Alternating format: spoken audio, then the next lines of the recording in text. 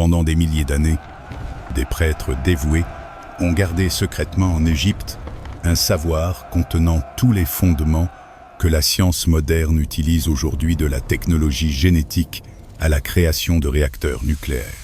Il ne fait aucun doute que les anciens savants et érudits possédaient une connaissance à la fois incroyable et mystérieuse. Curieusement, chaque fois que nous remontons jusqu'à l'époque du Grand Déluge, nous trouvons toujours mention de 7 sages qui survécurent et établirent ensuite les bases d'une nouvelle ère de la civilisation humaine. Étaient-ils des personnages réels?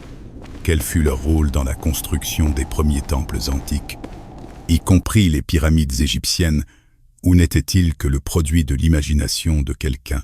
Nous tenterons de le découvrir ensemble dans ce nouvel épisode des Échos du mystère. Les preuves de l'époque préhistorique que l'on trouve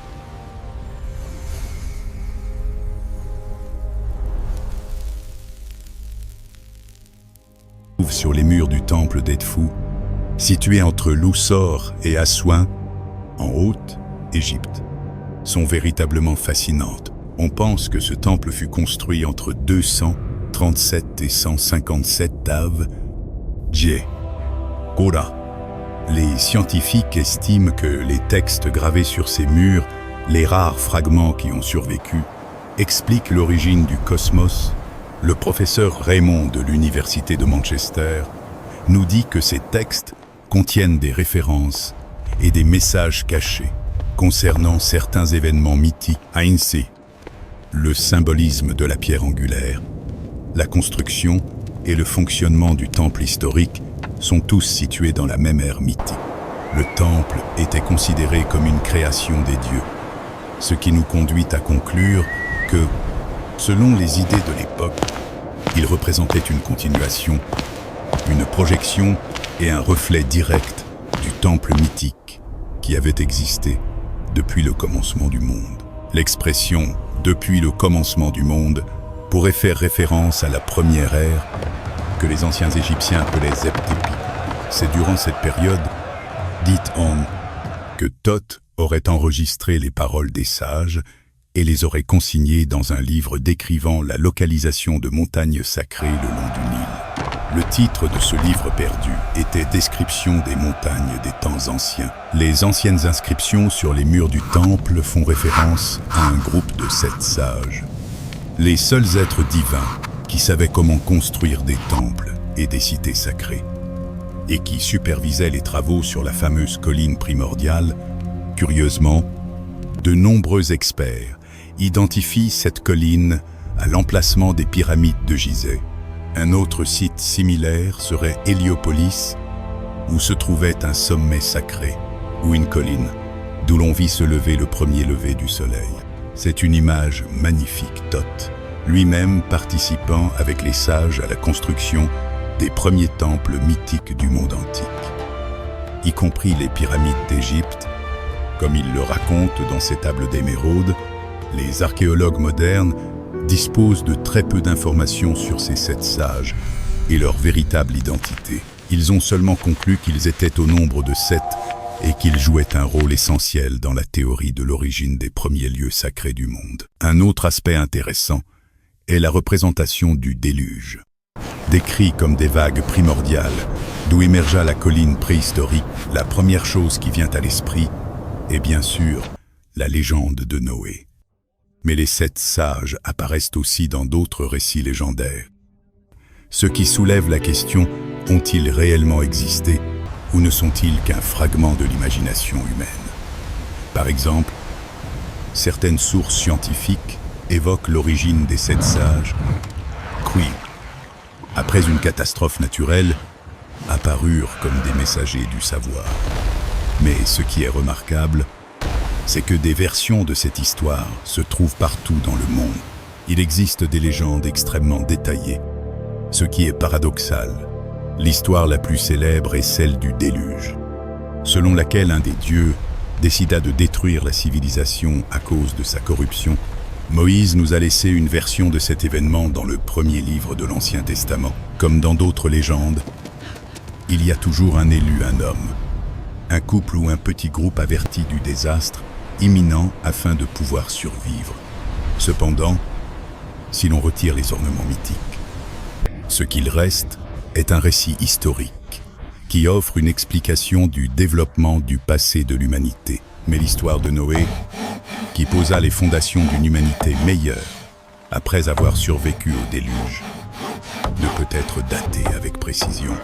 Il est donc difficile de l'attribuer à une période historique concrète, depuis 1872.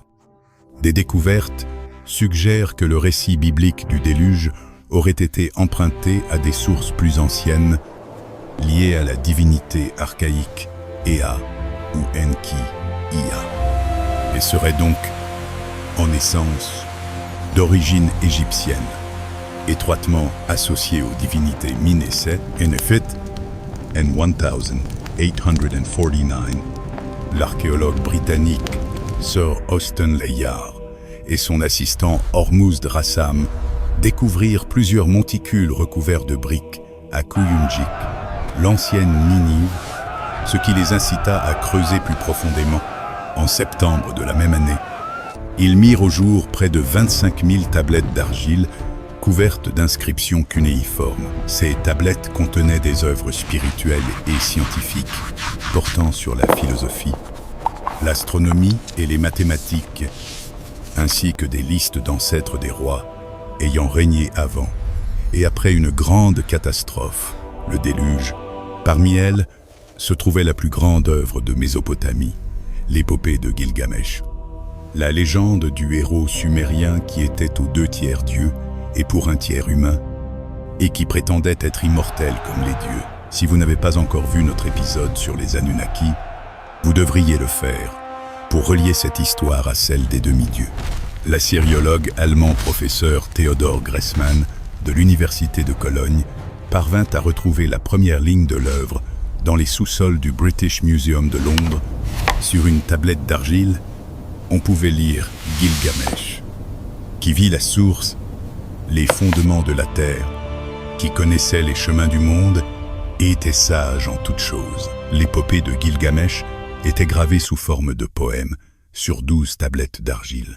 Elle ne survécut que parce que les conquérants de Mésopotamie ne considéraient pas l'écriture cunéiforme comme un système d'écriture précieux. Les 200 vers de l'œuvre présentent d'étonnantes similitudes avec la Bible. Bien qu'ils aient été rédigés plusieurs millénaires plus tôt, les archéologues ayant fait cette découverte ne comprirent pas son importance et emballèrent mal les tablettes avant de les envoyer à Londres pour traduction. En raison de cette négligence, beaucoup furent endommagés et devinrent illisibles. Ce n'est que grâce au travail de George Smith, un jeune employé inconnu du British Museum, que l'on comprit l'importance historique de ces anciennes légendes. À cette époque, le monde académique ignorait complètement qu'il existait une littérature babylonienne assyrienne, digne d'être comparée aux grands accomplissements des écrivains ultérieurs. Smith analysait le passage où Gilgamesh et son ami Enkidu vainquent le féroce taureau céleste Humbaba.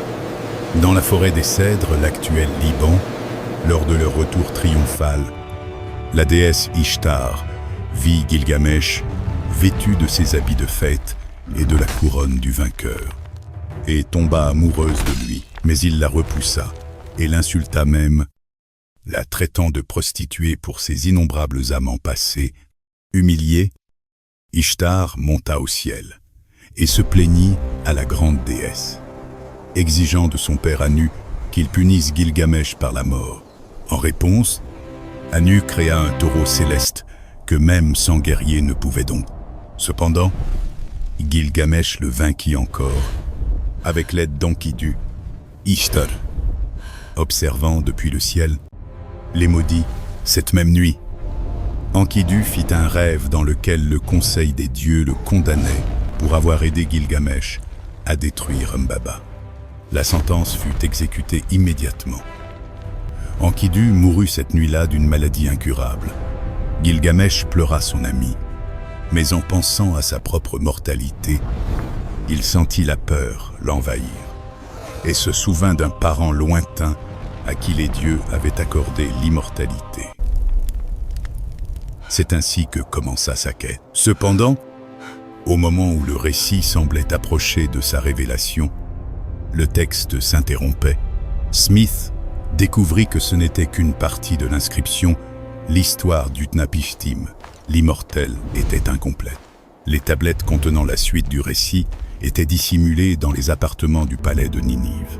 Fasciné, Smith était convaincu que le reste de l'histoire relatait le temps d'avant le grand déluge. Mais il n'avait pas les moyens de poursuivre sa recherche. Un simple employé comme lui ne pouvait financer une expédition à Ninive.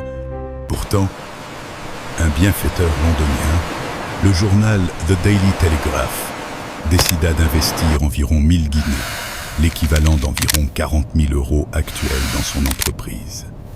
Grâce à cette aide, Smith put continuer son aventure, ouvrant ainsi une nouvelle porte vers la connaissance du passé. Le 3 décembre 1872, George Smith présenta sa découverte devant la Société d'archéologie biblique de Londres, laissant le public stupéfait, bien que certains universitaires fussent sceptiques. Rien n'arrêta le jeune explorateur. En 1873, Smith partit pour Ninive et commença les fouilles. Sa persévérance fut extraordinaire parmi des tas de décombres. Il trouva 384 fragments de tablettes d'argile, dont les parties manquantes du récit d'Utnapishtim. Les tablettes racontaient que, bien avant le déluge de l'Euphrate, il existait une ville appelée Shuruppak. Lorsque les dieux décidèrent d'inonder la terre, le dieu Ea, qui participait au conseil des dieux, choisit de protéger l'homme Utnapishtim et décida de le prévenir du désastre imminent. Homme de Shuruppak, abandonne tes richesses et construis un navire pour sauver ta vie. Emporte avec toi toutes sortes de semences. Les mesures selon lesquelles tu construiras le navire sont soigneusement calculées. Cela confirma la supposition de George Smith. Cet homme vivait la même expérience que Noé dans la Bible. Cependant, les légendes mésopotamiennes étaient beaucoup plus détaillées et contenaient bien plus d'informations que l'Ancien Testament. Plus loin dans l'histoire, Gilgamesh réussit à trouver son parent Utnapishtim et lui demanda comment il avait obtenu l'immortalité des dieux. Dis-moi, comment as-tu pu accéder au conseil des dieux et obtenir la vie éternelle? Après un long échange, Utnapishtim lui révéla que les dieux possédaient un lieu étrange, où poussait une fleur miraculeuse conférant l'immortalité.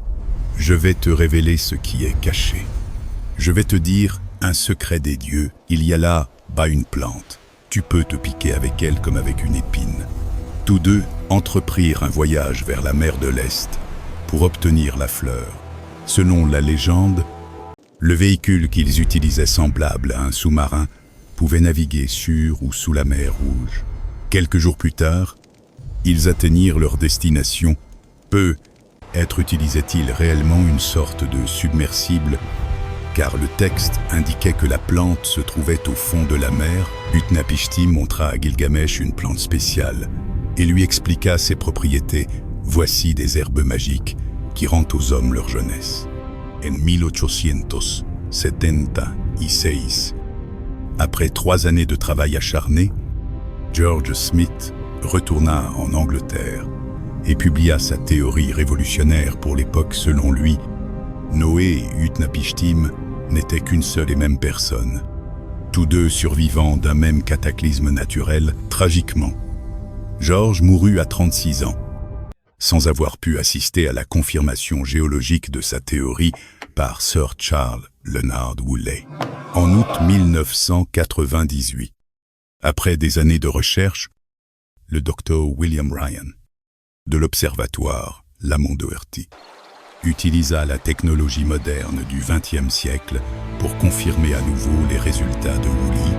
Selon eux, après le réchauffement de l'hémisphère nord, l'eau provenant de la fonte des glaciers éleva le niveau des océans jusqu'à rompre l'ancien isthme entre l'Europe et l'Asie mineure, ouvrant ainsi le Bosphore. Selon la théorie du docteur Ryan, la mer Noire n'existait pas encore. À sa place se trouvait un lac d'eau douce dont les rives étaient habitées vers 8900 AV. J. C. Lorsque la Méditerranée déborda, son eau s'engouffra dans le lac avec une puissance 200 fois supérieure à celle des chutes du Niagara. Pendant 2 ans, environ 16 km³ d'eau salée pénétrèrent chaque jour dans le lac, faisant monter son niveau de 15 cm par jour en une seule journée. Le lac s'étendit de 2 km, provoquant un cataclysme d'ampleur biblique. Le docteur Ryan conclut que c'est de cet enfer que pourrait être né le déluge biblique le 28 septembre 1999. L'explorateur James Ballard, découvreur du Titanic, déclara vouloir descendre à 140 mètres de profondeur pour retrouver des bateaux bien conservés datant des temps bibliques. Durant l'été 2000, Ballard réussit à découvrir les vestiges d'anciennes constructions près de la ville turque de Sinop. Sur la côte nord, là, selon les découvertes, vivaient des personnes qui avaient fui leur foyer pour échapper à la mort. À la lumière de ces faits, il convient de réfléchir, ni l'Ancien Testament, ni les tablettes cunéiformes ne semblent parler d'un simple désastre naturel, mais d'un châtiment orchestré par les dieux. De plus, les textes décrivent un déluge mondial, et non un événement local. Peut être la véritable cause de cette catastrophe planétaire est-elle venue du ciel? En effet, il existe plus de 300 légendes du déluge à travers le monde, et toutes mentionnent un grand cataclysme, un homme choisi par les dieux, et la construction d'un navire ou d'un refuge. Les inscriptions sur les murs du temple d'Edfou nous disent que les 7 sages venaient d'une petite île détruite par le grand déluge. D'autres inscriptions confirment qu'ils provenaient de l'île natale des premiers hommes, un lieu ravagé par les eaux. La plupart de ses habitants se noyèrent, mais quelques survivants atteignirent l'Égypte, où ils devinrent les dieux bâtisseurs qui œuvrèrent aux temps primordiaux. Que penses-tu de l'histoire biblique de Noé? La Bible est-elle réellement exacte? Ou existe-t-il derrière tout cela un récit plus mystérieux, capable de révéler la véritable histoire de la civilisation humaine? Nous nous inclinons devant toi et te remercions encore une fois de nous avoir accompagnés dans un nouvel épisode Échos du mystère. La prochaine fois, nous retournerons dans l'Égypte ancienne pour enquêter sur l'histoire des mystérieux sages d'Edfou, jusqu'à ce que nous nous retrouvions. Ou existe-t-il un récit plus mystérieux derrière tout cela, capable de révéler la véritable histoire de la civilisation humaine? Nous nous inclinons devant toi et te remercions encore une fois de nous avoir accompagnés dans un nouvel épisode des Échos du mystère. La prochaine fois, nous retournerons dans l'Égypte ancienne pour enquêter sur l'histoire des mystérieux sages d'Edfou, jusqu'à ce que nous nous retrouvions à nouveau